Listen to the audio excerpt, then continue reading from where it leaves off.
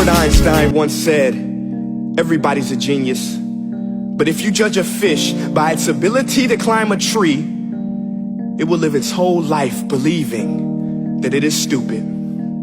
Ladies and gentlemen of the jury, today on trial we have modern day schooling. Glad you could come. Not only does he make fish climb trees, but also makes them climb down and do a 10-mile run. Tell me, school, are you proud of the things you've done? Turning millions of people into robots, do you find that fun? Do you realize how many kids relate to that fish? Swimming upstream in class, never finding their gifts, thinking they are stupid, believing they are useless? Well, the time has come, no more excuses. I call school to the stand and accuse him of killing creativity, individuality, and being intellectually abusive. He's an ancient institution that has outlived his usage. So, Your Honor, this concludes my opening statement, and if I may present the evidence of my case, I will prove it. Proceed. Exhibit A. Here's a modern day phone. Recognize it? Here's a phone from 150 years ago. Big difference, right? Stay with me. Here's a car from today. And here's a car from 150 years ago. Big difference, right? Well, get this. Here's a classroom of today. And here's a class we used 150 years ago. Now ain't that a shame? In literally more than a century, nothing has changed. Yet you claim to prepare students for the future?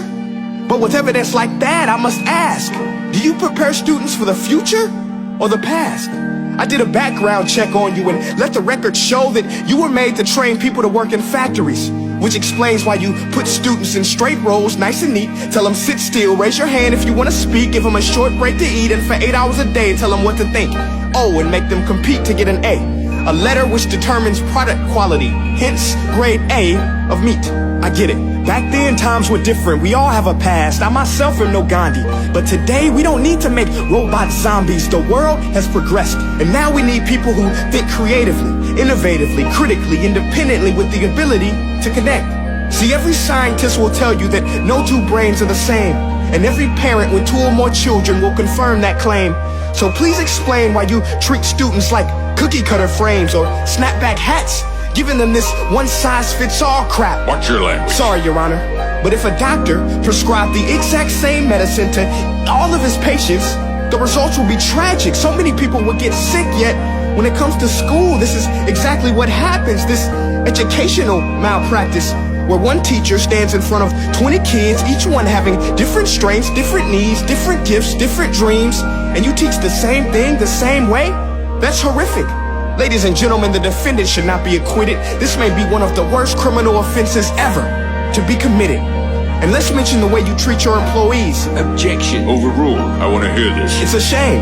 I mean, teachers have the most important job on the planet, yet they're underpaid? No wonder so many students are short-changed. Let's be honest. Teachers should earn just as much as doctors, because a doctor can do heart surgery and save the life of a kid. But a great teacher can reach the heart of that kid and allow him to truly live. See, teachers are heroes that often get blamed, but they're not the problem. They work in a system without many options or rights. Curriculums are created by policymakers, most of which have never taught a day in their life. Just obsessed with standardized tests. They think bubbling in a multiple choice question will determine success. That's outlandish. In fact, these tests are too cruel to be used and should be abandoned, but don't take my word for it. Take Frederick J. Kelly, the man who invented standardized testing, who said, and I quote, "These tests are too cruel to be used and should be abandoned." Ladies and gentlemen of the jury, if we continue down this road, the results will be lethal. I don't have much faith in school, but I do have faith in people. And if we can customize healthcare, cars, and Facebook pages, then it is our duty to do the same for education, to upgrade it, change it, do away with school spirit, because that's useless. Unless we're working to bring the spirit out of each and every student, that should be our task. No more Common Core. Instead, let's reach the core of every heart in every class. Sure, math is important, but no more than art or dance. Let's give every gift an equal chance. I know this sounds like a dream, but countries like Finland are doing impressive things. They have shorter school days. Teachers make a decent wage. Homework is non-existent, and they focus on collaboration instead of competition. But here's the kicker, boys and girls. Their educational system outperforms every other country in the world. Other places like Singapore are succeeding rapidly. Schools like Montessori, programs like Khan Academy. There is no single solution, but let's get moving.